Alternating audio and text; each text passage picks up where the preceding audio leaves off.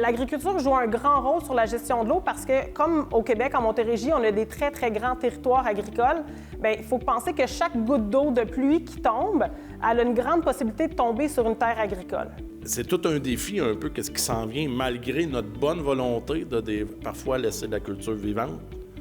Il y a des intempéries qui peuvent presque gâcher notre culture.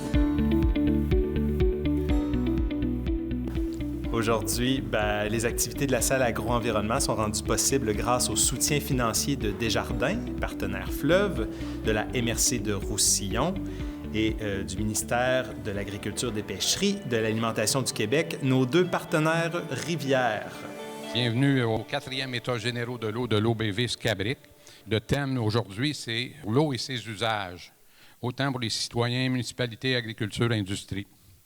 Cette année, nouveauté importante, nous sommes très heureux de tenir l'événement en collaboration avec l'OBV Cob-à-Vert Vaudreuil-Soulanges, on les accueille, et le comité ZIP Haut-Saint-Laurent. Ça a été une collaboration des trois organismes. Comment on peut faire pour améliorer la gestion de l'eau en agriculture pour essayer en même temps d'améliorer la santé des sols? Si l'eau n'est pas capable de rentrer dans le profil de sol, on va au moins s'assurer qu'elle puisse facilement voyager à la surface du sol pour sortir du champ. De savoir l'eau, elle se distribue comment dans mon champ. Elle s'en va où finalement? Est-ce que ça en va dans mes entrerangs ou elle s'en va dans mon lit de culture? Ce qu'on souhaite, là, comme ici dans l'image, c'est vraiment d'avoir des espaces entre le sol, la matière organique, qu'il y a des trous pour que l'eau puisse rapidement passer dans le profil de sol. Donc, on veut des gros trous qui vont faire pénétrer l'eau dans le profil de sol pour comme un garde-manger pour plus tard, dans les périodes de sécheresse, dans les périodes où il y a un petit peu moins d'eau. En irrigation, bien sûr, on irrigue un sol, on irrigue pour une culture, mais il faut vraiment bien connaître et bien caractériser notre milieu. Donc, la texture du sol est un paramètre ultra important à connaître d'emblée parce que la texture du sol va influencer quand même sa capacité de rétention de façon importante. Donc, comment on peut faire pour améliorer l'infiltration? C'est là que je vais aller dans les solutions. La première chose, là, c'est de ralentir l'eau. Quand l'eau tombe sur le sol, on ne veut pas qu'elle parte dans 2 secondes, qu'elle soit rendue dans le fossé, dans le cours d'eau. L'augmentation des précipitations, puis la diminution de la période d'enneigement, puis l'augmentation des fortes pluies intenses, ça a aussi un impact sur les risques d'érosion des sols. Les sols à nu, c'est lui dans les 5 qui a souvent le plus d'eau ruisselée et la qualité de l'eau, elle est la moins intéressante aussi. Versus les sols avec des couverts végétales vivants et même le sol forestier, là, il n'y a souvent pas beaucoup d'eau de ruissellement. L'autre chose qu'il faut absolument faire attention, qui est vraiment l'ennemi juré de la porosité et de l'infiltration de l'eau, c'est la compaction des sols.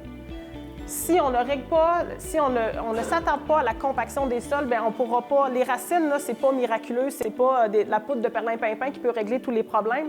Il faut au départ faire un diagnostic de la compaction qu'on fait chez nous, comment on peut la régler, puis il y a des solutions. S'assurer que la culture ne soit pas limitée en termes d'enracinement, pour nous en irrigation, ça va avoir une incidence très importante parce que une culture qui arrive dans un profil puis elle rencontre un horizon compacté, la culture ne peut pas s'étendre à sa pleine capacité. Puis de cette façon-là, ça peut augmenter les besoins en irrigation pour un producteur.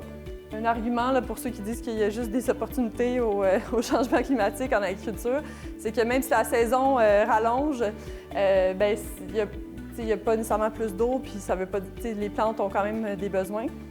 Pour faire la planification de ces réserves en eau-là ou de connaître en fait les besoins en eau à l'échelle d'une ferme, on a développé un outil qui s'appelle Estimo, qui vous permet sur une base de bilan hydrique de connaître où il y a l'irrigation, mais il y a aussi d'autres, il y a le lavage des légumes, il y a aussi l'abreuvement des animaux, il y a les produits phytosanitaires. On essaie de couvrir la plupart des besoins en eau sur une ferme.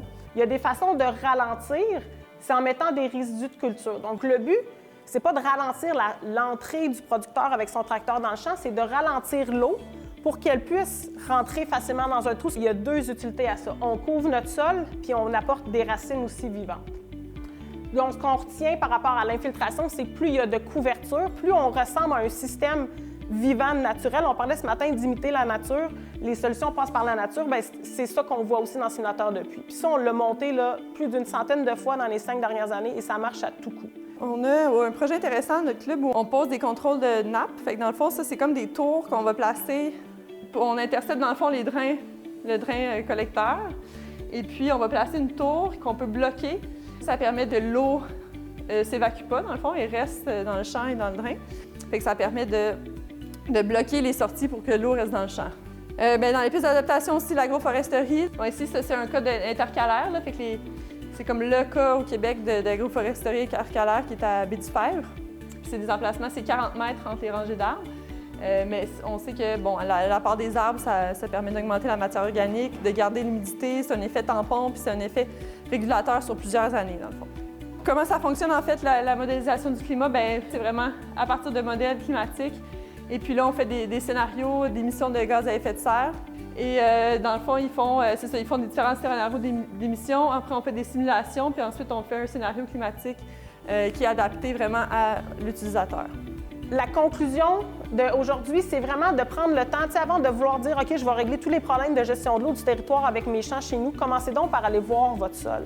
De quoi a l'air l'état de santé de votre sol? Si vous voulez améliorer votre gestion de l'eau à la ferme, ça va avoir un impact global, mais commencez donc par régler vos problèmes à vous en ayant un profil de sol. Donc, un profil de sol, c'est un trou qu'on creuse, comme je disais, jusqu'à 75-80 cm, puis on va regarder l'état en surface.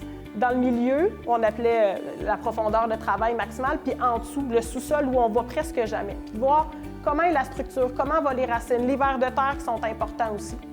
Ce que je veux que vous reteniez de cette conférence-là, c'est qu'il n'y aura pas de solution unilatérale, il n'y a pas de solution unique.